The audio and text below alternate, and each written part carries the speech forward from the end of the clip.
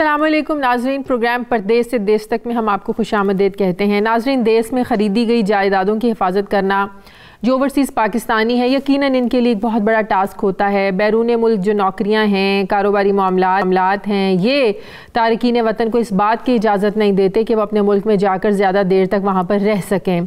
इसलिए ओवरसीज़ पाकिस्तानियों को ये काम सर अंजाम देने के लिए अपने करीबी रिश्तेदारों या फिर जिन पर वो भरोसा करते हैं उन लोगों को चुनना पड़ता है।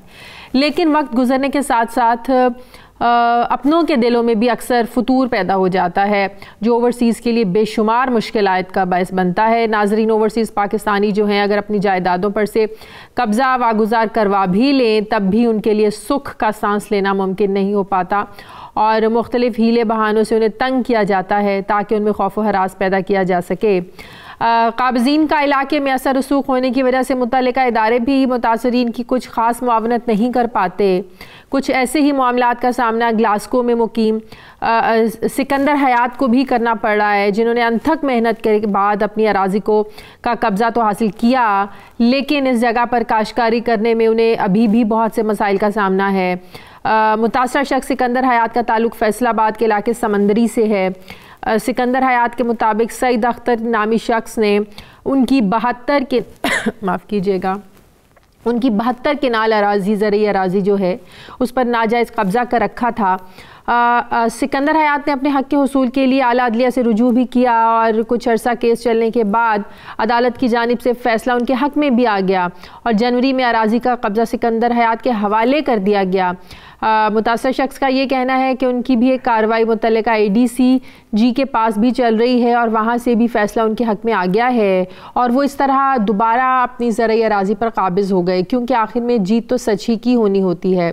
इसलिए सईद अख्तर नामी शख्स को ये फ़ैसला एक आँख ना भाया, बर्दाश्त ना हुआ और उन्होंने मुख्तलिफ तरीक़ों से सिकंदर हयात को फिर परेशान करना शुरू कर दिया और बार बार उनकी राह में कोई ना कोई हर्डल क्रिएट, रुकावट खड़ी कर देते थे।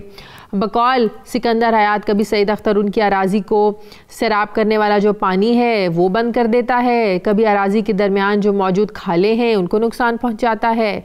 सईद अख्तर ख़ुद को सऊदी अरब मुकीम है और ये सब कुछ समंदरी में मौजूद उनके भांजे मियाँ अदनान अली की जानिब से किया जा रहा है और ऐसा करने का सिर्फ एक ही मकसद है कि किसी तरह सिकंदर हयात या अराज़ी छोड़कर बरतानिया हमेशा हमेशा के लिए वापस चला जाए। सिकंदर हयात की इंसाफ फराहम करने वाले इदारों से ये अपील है कि उनकी दादरसी की जाए ताकि वो अपनी ज़रई अराज़ी पर बग़ैर किसी रुकावट के जो अपना काश्तकारी है वो जारी रख सकें। सिकंदर हयात हमारे साथ हैं ग्लासगो से, नुमाइंदा ग्लासगो से शाहिद मीर वो भी हमारे साथ हैं। मुखालिफ पार्टी सईद अख्तर जो अपने भांजे के ज़रिए ये सारी कार्रवाइयाँ करवा रहे हैं, ख़ुद सऊदी अरब में बैठे हैं, वो भी हमारे साथ हैं। मियाँ सलीम माहिर कानून वो भी हैं और SP सदर फैसलाबाद राव नदीम साजिद, उनको भी हम प्रोग्राम में लेने की कोशिश करेंगे। फैसलाबाद में शाइस्ता शेख हमारी नुमाइंदा, उनसे पहले बात कर लेते हैं। शाइस्ता, फैसलाबाद में आपने ज़ाहिर है इस स्टोरी पर काम किया होगा, रिसर्च की होगी, काफ़ी आपको मालूमात मिली होंगी कि ये सारा क्या मामला है, किस तरह से सिकंदर हयात को तंग किया जाता है और वो जो सईद अख्तर उसका भांजा वो कौन है जो इनको तंग करता है वहाँ पर। जी बिल्कुल, ये जो मुतासरा शख्स हैं सिकंदर हयात, ये अरसा 30 साल से इंग्लैंड में रह रहे हैं, वहाँ पर अपना कारोबार भी ये चला रहे हैं और वहाँ के वो नेशनलिटी होल्डर भी हैं। इनका हवाई घर टोबा टेक्सिंग भी है। वहाँ पर इनके दोस्त ने इनसे 2014 में उधार कुछ रकम मांगी, गालबन 1 करोड़ 30 लाख ये रकम थी जो सिकंदर हयात ने अपने दोस्त को दे दी। उसके साथ साथ उन्होंने वादा किया था कि 2 साल तक मैं तुम्हें ये रकम वापस कर दूंगा। 2016 आया जब इसने मुतालबा किया कि मेरी रकम मुझे वापस कर दी जाए। पहले तो वो टाल मटोल से काम लेते रहे, बाद उन्होंने कहा कि हमारी 72 कनाल की समुद्री में ज़रई अराज़ी है, तुम ऐसा करो कि तुम ये रख लो, अगर हमारे पास पैसे हुए तो फिर हम तुम्हें दे देंगे। इसके साथ साथ इन्होंने बाद में पैसे भी इनको नहीं दिए जो उन्होंने कर्ज से लिया हुआ था। इसके साथ रवां साल जनवरी में सिकंदर हयात ने इस जमीन का कब्जा भी अपने नाम करवा लिया। अब वो मुख्तलिफ हीले बहाने से इनको तंग कर रहे हैं, जमीन पर नाजायज कब्जा करने की कोशिश कर रहे हैं। कभी वहाँ पर इसकी जो ज़रई अराज़ी है, वहाँ पर किन्नों के माल्टे के बागात है, फसलें हैं, वहाँ पर कभी उनको खराब कर दिया जाता है, कभी उनमें आग लगा दी जाती है, या कभी खाल का पानी जो है वो खाल तोड़ के सारा पानी वहाँ चला जाता है तो फसलें उनकी तबाह बर्बाद हो जाती है। फैसला उनके हाथ में आ गया, परेशान है। महकमा में भी जब सब हर तरफ से फ़ैसला उनके हक़ में भी आ गया, तो फिर कानून नाफिज करने वाले जो इदारे हैं, कानून क्यों हरकत में नहीं आ रहा है नाजायज़ तौर पर जब इनको तंग किया जा रहा है? जी बिल्कुल, सिकंदर हयात ने महकमा नहार को पहले दरखास्त दी थी कि ये लोग इस तरह से इन्होंने हमारा खाल जो है वो गिरा दिया है। जो महकमा नहार ने उसके बाद कार्रवाई करते हुए खाल तो बनवा दिया। उसके बाद सितंबर के महीने में कभी ये वहां पर दोबारा फिर तंग करने के लिए आ जाते। अदालत में भी इनका केस जो चल रहा है, इनके खिलाफ मुकदमा दर्ज किए गए हैं कि इनको मुख्तलिफ हीले बहानों से तंग करें। वहां पर इन्होंने जमानत ली हुई है और फैसला जो है उनके प्रॉपर्टी का जो केस चल रहा था उसमें भी फैसला इनके हक में आया हुआ है। लेकिन फिर भी अब वो इसलिए तो तंग करे क्योंकि अदालत से भी उनको खातर खवा वो कह रहे हैं कि हमें जमीन नहीं मिली, जब वो कामयाब नहीं हुए। इसी तरह वो मुख्तलिफ जो है शरारतें करके इनको सिकंदर हयात को तंग करे, क्योंकि इनको पता है कि वो इंग्लैंड में रह रहा है तो वो शायद वो अपने केस को ना लड़ सके। यहाँ पर इनके कजन जो मौजूद है वो बार बार इनकी पेशी पे जाते हैं। सिकंदर हयात भी इंग्लैंड में बैठे काफी ज्यादा परेशान है, ना उनसे इंग्लैंड का अपना बिजनेस है वो सही तरीके से संभाला जा रहा है। उनको 2 या 3 महीनों बाद यहाँ पर पेशी में भी आना पड़ता है अपने मामला सारे देखने के लिए। काफी ज्यादा इस हवाले से परेशानी, क्योंकि 72 कनाल का सवाल है। तो इस हवाले से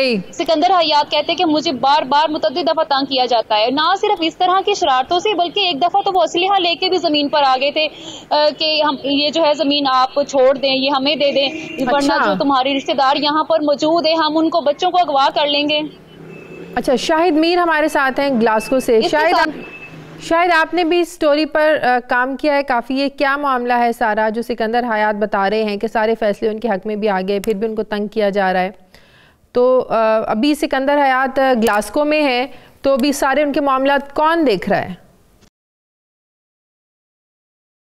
जी, मैं इस वक्त सिकंदर हयात साहब के साथ ही मौजूद हूँ, वो मेरे साथ ही है। मामला देखें सीधा साधा है कि मुख्तसर मैं आपको बताता हूँ कि इन्होंने अपने एक दोस्त को, जानने वाले को 1 करोड़ और तकरीबन 30 लाख रुपया कैश दिया, उधार के दी, और उसने कहा अगर मैं आपको चंद माह में वापस नहीं कर सका तो मैं आपको अपनी ये 72 कनाल की जमीन जो है वो आपको दे दूंगा। अच्छा। उस पर भरोसा करते हुए उसे रकम दी। उसने वो रकम वो उसी तरह वापस ना कर सका, तो इन्होंने कहा जैसा कि तुमने मेरे साथ कमिटमेंट की थी कि अगर मैं रकम वापस नहीं कर सकूंगा तो मैं उसके बदले जमीन दूंगा, ठीक है जी। उस आदमी ने, सईद अख्तर ने, इन्होंने अपना जिस तरह भी बंदे डाल के मीटिंगें हुई, पंचायतें हुई, इन्होंने वो जमीन जो है वो अपने नाम लिखवा ली। उसके बाद उसने मुख्तलिफ हीलो बहानों से ये फ्रॉड करने की कोशिश की, धोखा देने की कोशिश की कि मैंने इनको पैसे दे दिए हैं, लेकिन फिर भी इन्होंने जमीन ले ली है, और फिर इन पे झूठे पर्चे भी करवाए, पुलिस को भी इन्वॉल्व किया। प्रोग्राम में मुझे एक ब्रेक लेनी है, वापस आते हैं एक छोटे से वक्फे के बाद।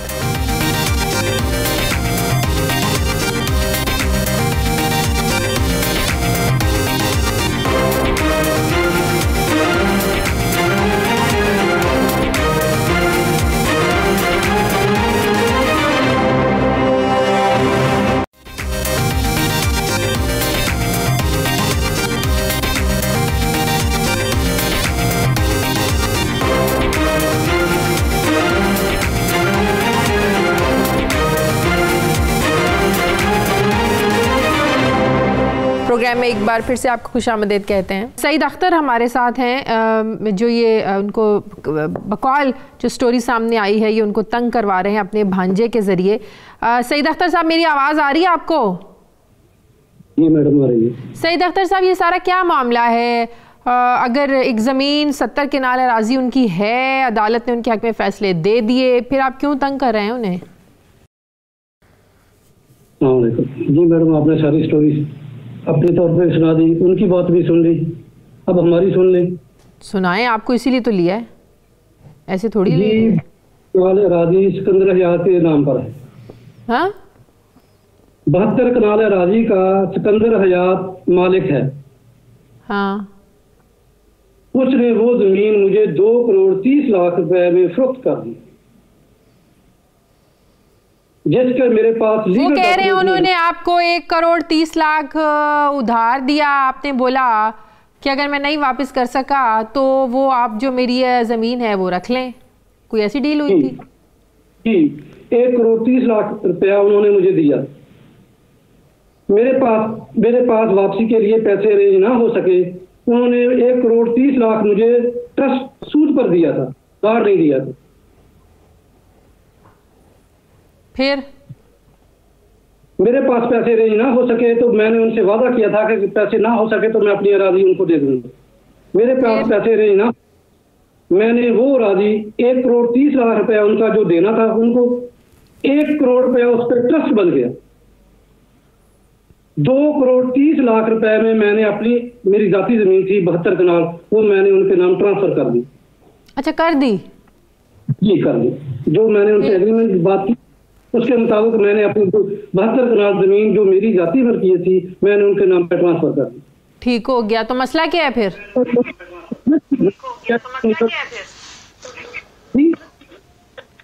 फिर मसला क्या है? फिर तंग क्यों कर रहे हैं उनको? मेरी उनके साथ कमेंट में, वो इंग्लैंड में थे, वो पैसे मांग रहे थे, मेरे पास पैसे नहीं थे, मैंने प्रॉपर्टी उनके नाम पर ट्रांसफर कर दी। ठीक हो गया। मैं उनको पैसे वापस करके ये अराजी दोबारा खरीद लूं।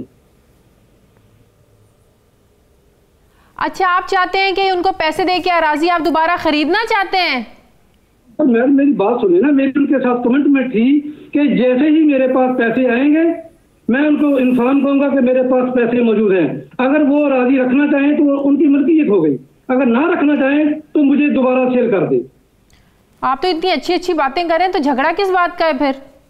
अगर वो मैडम आप पूरी तफसील सुनेंगे, 10 मिनट में सारी हो जाएगी आपको। हाँ बताएं। मेरे पास अल्हम्दुलिल्लाह मेरी फैमिली, मैं गुज़श्ता 25 साल से सऊदी अरब में हूँ। आप बैठिए तो सही का सऊदी अरब में बैठा है, मैं कोई फर्ज नहीं बैठा, अल्हम्दुलिल्लाह मेरा इधर काम है। मेरी फैमिली बाहर थी, मेरे बच्चे सब इधर ही थे। मैं गुज़श्ता 25 साल से सऊदी अरब में हूँ। ठीक है। 15,000 में 1,30,00,000 मुझे ऐसे नहीं दे दिया कोई मामूली आदमी। चलते आदमी को तो कोई इतनी पैसे अमाउंट नहीं देता ना, उधार भी दे तो कोई ऐसे नहीं देता किसी को। बहुत बड़ी रकम है, बहुत बड़ी रकम है। फिर उसने उस पर मुझसे 1 करोड़ रुपए का उसने ट्रस्ट दिया, सूद लिया। अच्छा, वो भी आपने दे दिया? वो भी दे दिया। अरे वाह। तो जमीन वापस सेल की, वो 2,30,00,000 में सेल की। अच्छा, जमीन उनके नाम पर ट्रांसफर हो गई। जैसे ही मेरे पास है, मैं उनके साथ कांटेक्ट किया कि भाई मेरे पास पैसे मौजूद हैं, मुझसे पैसे ले लो और जमीन मेरी वापस कर दो। अच्छा, फिर मैं 1 करोड़ रुपया, जहां पर उन्होंने बोला उनको 1 करोड़ रुपया देकर उनसे वो जमीन दोबारा बाय कर ली, खरीद ली। अच्छा, आपने दोबारा बाय कर ली, उनको पैसे दे दिए हैं? 1 करोड़ रुपया फौरी अदा किया, 1,30,00,000 उनसे टाइम दिया। ये सारी लिखत पढ़त हुई, मीन्स की डॉक्यूमेंटेडली ये सारा कुछ हुआ? दोबारा पैसे दिए, जमीन खरीदी? मेरे पास डॉक्यूमेंट मौजूद है, उसके ओरिजिनल डॉक्यूमेंट मौजूद है। अच्छा। सिकंदर हयात नामी शख्स से मैंने 1,30,00,000 रुपया ट्रस्ट पे शरह सूद पे उसने मुझे दिया था। ना तो उसने उधार दिया था, ना कोई वो मेरा कजन है, ना कोई रिश्तेदार है। 1,30,00,000 रुपया उसने मुझे शरह सूद पे दिया। 1.5 साल उसकी रकम मेरे पास मौजूद रही। 1.5 साल के बाद उसकी रकम 1,30,00,000 रुपया प्लस 1 करोड़ रुपया शरह सूद का बन गया, जो मैंने उसको अदा करना था, लेकिन मेरे पास रकम अरेंज ना हो सकी। रकम अरेंज ना होने की सूरत में वो मेरे खिलाफ पर्चा करवाने के लिए कोर्ट चला गया। बैंक में मैंने उनको चेक दिए हुए थे मीमो लगवाने के लिए। जैसे ही मुझे पता चला कि वो मेरे खिलाफ पर्चे करके कानूनी कार्रवाई करना चाहता है, तो मैंने उनसे रब्ता करके 2,30,00,000 रुपए के मुतबादल अपनी 72 कनाल जरी जमीन उनके नाम ट्रांसफर कर दी और अपना एग्रीमेंट खत्म कर दिया उनसे। 1,30,00,000 जो उनका मेरे पास कैश की हालत में था, 1 करोड़ रुपया ट्रस्ट का, यानी मैंने 2,30,00,000 रुपया उनको अदा किया। लेकिन साथ ही मेरी उनके साथ कमिटमेंट हुई, वो यूके में रहना चाहते थे। ये जो जमीन मैंने उनको दी, ये फैसलाबाद समुद्री एरिया में थी, मेरे गांव में। मैं जमीन नहीं देना चाहता था। प्रोग्राम में वक्त हुआ एक ब्रेक का, वापस आते हैं ब्रेक के बाद।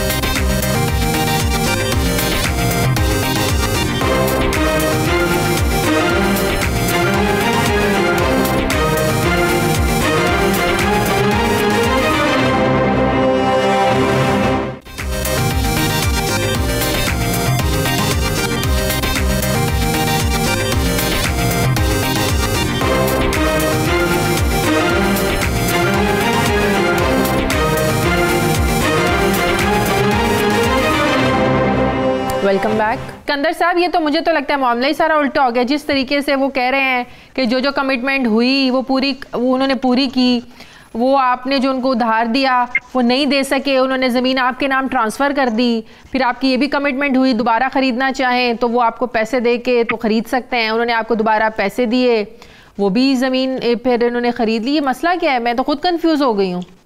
मुखालिफ पार्टी तो सच्ची लगना शुरू हो गई है। मेरी बात जरा सो एक मिनट सईद अख्तर साहब, मैं आपकी बात सुन ली ना, जरा सिकंदर की भी अब सुनने देना जी। सिस्टर 11/4/16 को इसने मुझे जमीन दी है 1,30,00,000 के बदले में, जो मेरा 1,30,00,000 था, जो इसके चेक डिसऑनर हुए थे, मीमो लगी थी, मैं पर्चा करवाने गया था, ये मेरे घर आ गया। इसने कहा कि परमेसरी के तहत आपको लिखी है, वो अपने नाम करवा लो, पर्चा ना करवाओ। मैंने वो 72 कनाल अपने नाम करवा ली। अगले दिन इसने कहा कि मैं जमीन आपसे वापस लूंगा, 1 साल का मुझे टाइम दे दे। पर्या पंचायत हुई कि इसने इजाफी 1 करोड़ रुपया स्टाम्प पे लिखा। 2,30,00,000 की कोई किस तरह खरीद सकता है? 1,30,00,000 मेरा देना। चंद घंटों के बाद, चंद घंटों अगले दिन 12 अप्रैल 12/4/16 को हमारा एग्रीमेंट लिखा गया। इसने 1 करोड़ जायद लिखा कि 2,30,00,000 की मैंने जमीन खरीद ली वापस। 1 करोड़ पे कर दिया, 1,30,00,000 रुपया रह गया वापस, जो मुझे इसने 12/4/17 तक देना था। हालांकि मुझे 1 रुपया भी नहीं दिया। अगर इसके पास पैसा होता, 11 तारीख को जमीन मेरे नाम लगती है, 12 को 2,30,00,000 में खरीद लेता है। इसने कुरान पे हलफ दिया था। आप इसलिए लिखना कि अल्लाह ना करे आपकी जिंदगी या मेरी जिंदगी का कोई पता नहीं, कल आपके बच्चे मुझे जमीन वापस ना करें, तो इसलिए 1 करोड़ इजाफी लिखना। आपका 1,30,00,000 है जो मैंने देना, मैं 12/4/17 को दे के अपने नाम करवा लूं। ये आदमी कोर्ट में चला गया। इसने कहा कि सिकंदर बेईमान हो गया, मुझे जमीन वापस नहीं करता। मुझे पता चला, मैं कोर्ट में चला गया। मैंने जज साहबा को कहा, लेडी जज साहबा थी, मैंने जज साहबा को कहा कि जज साहबा इससे अभी 1,30,00,000 रुपए अपने टेबल पे रखाओ और मुझसे साइन करके जमीन इसके नाम कर दो। ना मैं बेईमान हूँ, अल्हम्दुलिल्लाह मैं एक मुसलमान हूँ, मैं कभी नहीं ऐसा कर सकता। जज साहबा ने इसको बोला कि आप 1,30,00,000 रुपया सुबह ले आए, परसों ले आए, मैं तारीख दे देती, आप इधर से डिग्री करवा लें। इसने कहा नहीं, मैंने रजिस्ट्री करवानी है, मैंने डिग्री नहीं करवानी। मैंने जज साहबा को कहा कि इसने फ्रॉड करना मेरे साथ। जज साहबा ने कहा नहीं, जज साहबा ने कहा कि जब तक तहसीलदार के पास पैसे नहीं रखेगा आप इस साइन नहीं करना, बयान नहीं देना। मैं कहा ठीक है जज साहबा। मैंने इसको पेपर, मेरी ईमानदारी थी, मैंने इसको स्टाम्प वगैरह निकलवा के दिए, वो लिखे गए। मेरे साथ बैंक मैनेजर आया, UBL यूनाइटेड बैंक का, उसको साथ लाया, नंबरदार को साथ लाया। मैं कहा बंदा तेज तराज है, फ्रॉडिया, कि कहीं मुझसे कोई फ्रॉड ना कर ले, आप मेरे साथ चले। बैंक मैनेजर भी था, दोस्त भी थे साथ। हमने जो स्टाम्प लिखे गए, उसके बाद इसने कहा, अर्जी नवीस ने कहा साइन करो। मैं कहा पैसे? कहते जी पैसे तहसीलदार दे सामने 1,30,00,000 देवांगे, तुसी बयान दवोगे, असी पैसे दवांगे। मैं कहा ठीक है। नंबरदार ने भी कहा बिल्कुल इत्थे इदा ही होंदी आ। मैं साइन किए, स्कैन कराए, मैं पेपर पकड़ ले। मैं कहा चलो जी तहसीलदार दे दफ्तर। बैंक मैनेजर ने कहा, मैं कहा आओ जी, ये तो पैसे लवो ते आपां इहनूं बयान दईए। ये कहना मेरे को अज पैसे है नहीं, तुसी बयान दे दिओ, कल ले लेना। मैं कहा जब पैसे देंगे उस वक्त बयान देंगे। इसने कहा कि मेरे पास अभी नहीं है, कल लेना। हमने कहा कि हम कल आ जाएंगे। इसने हमसे कोई राब्ता नहीं किया। एग्रीमेंट का अगले दिन 12 का खत्म होता था। हम तहसीलदार के पास आ गए, उधर सारा दिन बैठे रहे। हमने हाजिरी लगवाई उधर 3 दफा पेश होके, इसको कॉल करवाई, ये आ जाए पैसे जमीन वापस ले ले, मेरा 1,30,00,000 रुपया दे दे। इसने कहा मैं वकील के पास बैठा हूँ, मैं आता शाम के 4 बजे तक ना आया। असी वापस चले गए। जो वापस चले गए 10-12 दिन के बाद कोर्ट शूट कर दिया, कोर्ट में मेरा खिलाफ केस कर दिया।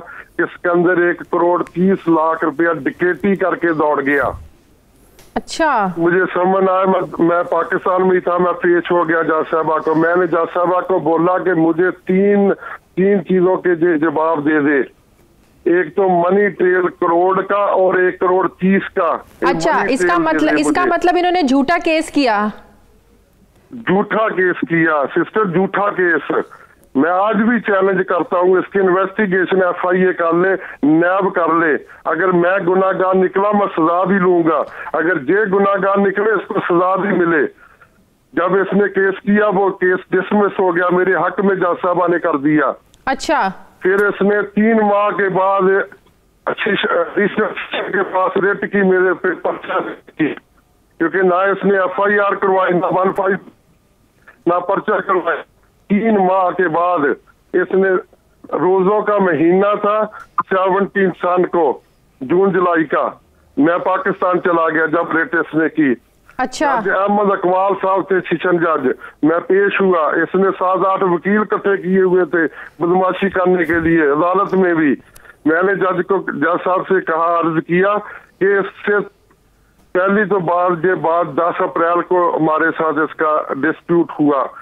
10 अप्रैल के बाद आज। अच्छा ठीक है, अब माहिर कानून भी हमारे साथ बैठे हैं, वो आपकी भी बात सुनी है, सईद अख्तर की भी बात सुनी है, वही बेहतर बता सकते हैं कि मामला क्या हो। थोड़ी सी जी, जब इस रेट पे गया पर्चे पे, वो रेट भी खारिज कर दी। जज साहब ने कहा कि 2 करोड़ 30 लाख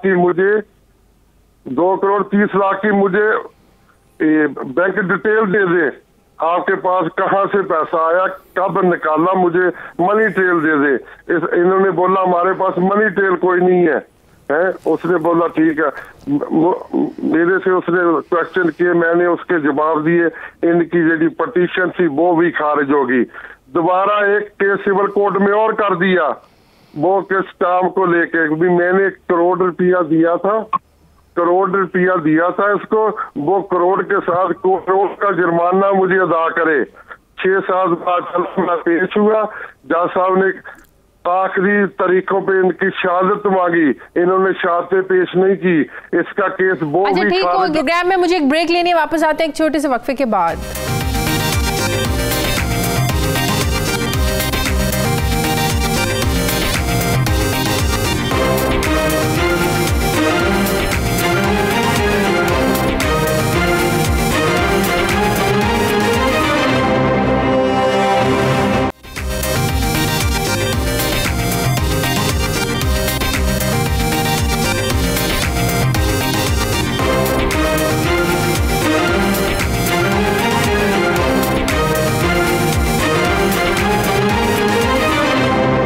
प्रोग्राम में एक बार फिर से आपको खुशामदीद कहते हैं। मियां साहब, आपने उनका भी मौक़िफ़ सुना, सिकंदर हयात साहब का भी मौक़िफ़ सुना, आपको क्या बात समझ में आ रही है? बिस्मिल्लाहिर्रहमानिर्रहीम। मैं समझता हूँ कि सईद साहब की बात भी मैंने सुनी है और सिकंदर साहब की बात भी सुनी है, लेकिन ये बड़ी अफसोसनाक बात है कि 11 तारीख को तो प्रॉपर्टी बेच रहे हैं और 12 को परचेज़ कर रहे हैं, तो क्या एक दिन में पैसे कहाँ से उनके पास आ गए? इसका तो लॉ ये है, पहले उनको चाहिए कि बैंक से स्टेटमेंट देते हैं कि मैंने फ़लाँ बैंक से पैसे लिए हैं, फ़लाँ बैंक से लेके फ़लाँ के सामने दिए हैं। तो उन्होंने एक दिन के अंदर पैसे लेना और दूसरे दिन वापस करना, ये तो इसमें सदाकत नज़र आती नहीं है।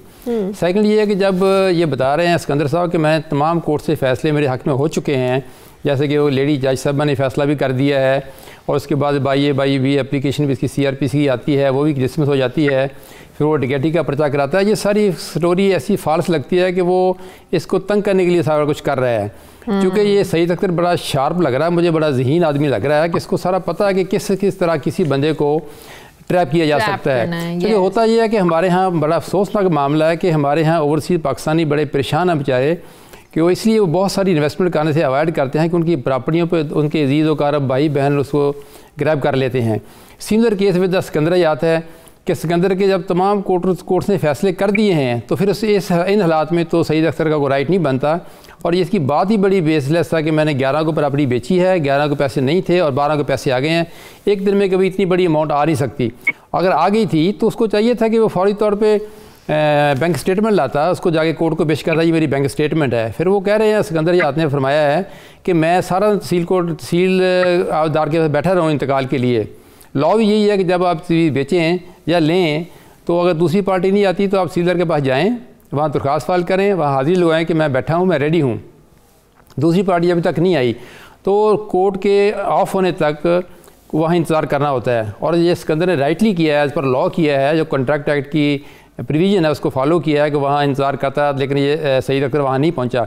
जब नहीं पहुँचा तो इससे साफ ज़ाहिर है कि सईद अख्तर का मौक़िफ़ दुरुस्त नहीं है, वो झूठ पे मबनी है, और सिकंदर याद का मौक़िफ़ दुरुस्त है।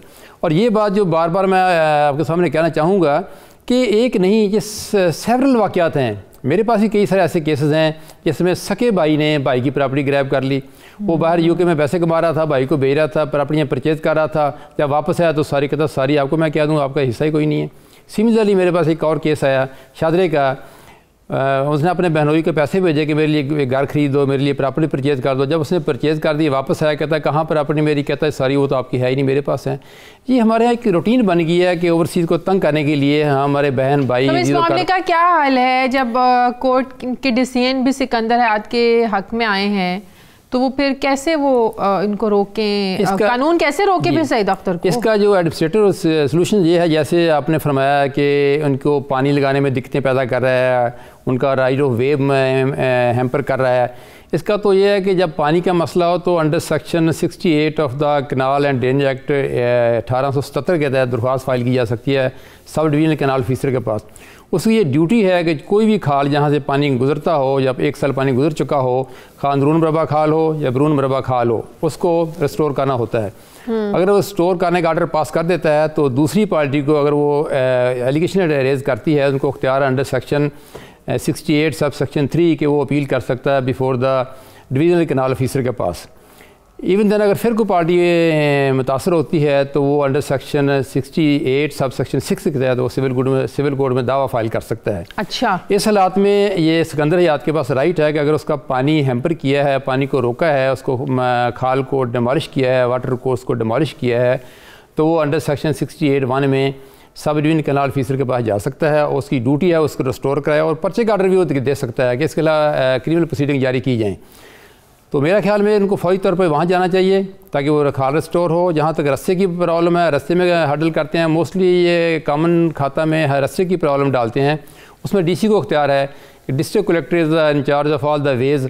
तो वो डिस्ट्रिक्ट कलेक्टर जो है वो उसको दरख्वास्त फाइल करेगा, वो उसको रिस्टोर करेगा, उसके रास्ते में गुजरने में रुकावट डाल नहीं सकता। सही। तो इन हालात में मैं समझता हूँ कि सिकंदर के जो राइट हैम्पर हो रहे हैं, उनको हैम्पर हो रहे हैं, उनको रोकने के लिए दोनों वे इस्तेमाल कर सकते हैं। सईद अख्तर, अब आप कुछ कहना चाहेंगे कि आप ये इतना गलत क्यों कर रहे हैं? टाइम पे बहुत कुछ कहना चाहूँगा। ये वकील साहब ने तो 2 मिनट हमें झूठा भी बना दिया, फ्रॉड भी कर दिया। अगर मैं फ्रॉड होता तो मैं इनको अपनी प्रॉपर्टी नहीं देता। मैंने उनसे पैसे लिए, मैंने तस्लीम किया कि मैंने पैसे लिए, मैंने अपनी प्रॉपर्टी उनको ट्रांसफर कर दी। उसके बाद मैंने प्रॉपर्टी, मेरे पास पैसे अरेंज हुए, मैंने उनकी प्रॉपर्टी अपनी ट्रांसफर कर दी, तो मामला डिसमिस हो गया ना, खत्म हो गया, हमारा पहला मैटर तो खत्म हो गया ना। ओके। उसके बाद मैंने उनसे वो प्रॉपर्टी खरीदी है। कोई दुनिया को कोई ऐसा आदमी हो सकता है कि मेरे साथ पहले उसका क्लैश हो, बाद में वो मुझे 1 करोड़ का स्टाम्प दे दे बगैर मुझसे पैसे लिए। सईद अख्तर साहब, आपने 11 को प्रॉपर्टी बेची है और 12 को परचेज कर लिया। एक दिन में पैसे कहाँ से आ गए आपके पास? अगर आगे से तो आपने क्यों नहीं सबूत दिया कोर्ट के सामने? जब कोर्ट ने आपको बुलाया कि लेडी जज साहब बने कि आए आगे बताएं, तो आप अपनी स्टेटमेंट लाते कि मैडम साहब ये मेरे पैसे मैं वहाँ से लाया हूँ। एक दिन में पैसे कैसे हो जाते हैं रंजीत भैया? सर मैंने पैसे अगर नहीं दिए उनको तो उन्होंने मुझे, वो पागल तो नहीं है ना, शऊर आदमी है, माशाल्लाह समझदार है, यूके में रहता है, उसने मुझे कैसे 1 करोड़ का स्टाम्प दे दिया? अगवा कैसे हो गए? वो कुछ स्टाम्प, उसने मुझे कोई फर्जी 100-200 रुपए का स्टाम्प नहीं दिया, गवर्नमेंट के खजाने से 1200 रुपए का हमने स्टाम्प निकलवाया, उनके अपने सिग्नेचर से निकलाया। आपका केस कैसे खारिज कर दिया खातून जज साहबा ने कि जी आपका केस जस्टिफाइड नहीं है, अल्लाह क्या कि मबनी नहीं है, लॉफुल नहीं है, उसे खारिज कर दिया? फिर 22B CRPC में गए आप, वो भी ASJ ने खारिज कर दिया आपका मौक़िफ़ हर जगह क्यों झूठा साबित हुआ? सर आप मेरी बात सुने ना पूरी, प्लीज़ सुनाइए। मेरी बात सुने। मैंने अपनी प्रॉपर्टी नाम ट्रांसफर कर दी, बात खत्म होगी। जो मैंने इनके पैसे देने थे वो मैटर हमारा क्लोज हो गया। जी जी फरमाइए फरमाइए। अच्छा सर, उसके बाद मैंने इनको, मेरे पास पैसे रेंज हुए, मैंने इनको कॉल की कि सर मेरे पास पैसे रेंज हैं, बताएं किस कहाँ देने हैं, और मुझे मेरी प्रॉपर्टी का दोबारा मैंने बाय करनी है। उन्होंने मुझसे 1 करोड़ रुपए का वसूल किए, उसके बाद मुझे 1 करोड़ रुपए का स्टाम्प दिया। पैसे लेने के बाद कोई आदमी 1 करोड़ रुपए का स्टाम्प फजूल में किसी को नहीं देता। 1 करोड़ कोई छोटी सी अमाउंट नहीं है कि जेब में आ जाए, ये काफ़ी बड़ी अमाउंट होती है। तो क्या आपने जज साहबा को ये कोर्ट से बताया कि ये मेरी स्टेटमेंट है, फलां बैंक से लाया, फलां जगह दी है? सिंपली 1 करोड़ रुपये इतनी बड़ी अमाउंट है कि जेब में आती नहीं है, ना ही बंदा घर में रखता है। आप कहाँ से लाए, कहाँ दिया आपने? ये तो आपको जस्टिफाई करना पड़ेगा ना भैया। मैं साबित करूँगा सर। जी प्लीज़, मैं उसको साबित करने का पाबंद हूँ, साबित करूँगा उसको। ठीक है, हमारा वक्त खत्म हो गया, इसका हम फॉलो अप भी करेंगे। शाइस्ता शेख जो हमारी नुमाइंदा है एसपी सदर फैसलाबाद ने उनसे बात की है, वो उन्होंने अपना मौक़िफ़ दिया। शाइस्ता प्लीज़ ज़रा शेयर कर लें, फिर मुझे क्लोजिंग देनी है। जी बिल्कुल, एसपी सदर जो हैं वो ही इनके केस को डील कर रहे हैं। तो मेरी जब उनसे कल बात हुई, वो तो यहाँ भी मैंने उनको लेना चाहा था, लेकिन हम अपनी मसरूफियत के बाद जो है वो नहीं आ सके। उनका ये कहना था कि ये जो प्रॉपर्टी है वो सिकंदर हयात की ही है, कोर्ट ने भी इनके हक में फैसला दे दिया हुआ है, और इंशाल्लाह हम फर्स्ट प्रायोरिटी पे इस केस को देखेंगे। मेरिट पे उन्होंने सिकंदर हयात को ही कहा था कि सिकंदर हयात जो है मेरिट पे है और हम मेरिट पे ही फैसला करेंगे। कल मेरी उनसे बात हुई थी, इनफैक्ट तो उन्होंने कल भी जो है उन्होंने यही बात कही थी कि सिकंदर हयात ही मेरिट पे आ रहा है, और हम उनके पास सारी दस्तावेजात भी हैं कि जो सारी अराजी है वो सिकंदर हयात के ही नाम है, कब उसने अपने नाम पर प्रॉपर्टी करवाई है, कब उसने इसका कब्जा लिया है, और इसके साथ साथ इसकी इन्होंने जो दरखास्तें दी थी सिकंदर हयात ने उनके खिलाफ, उन पे भी इन्होंने बेल ली हुई है। तो इनको ये पता है कि ये भी तो इनका केस अदालत में चल ही रहा है।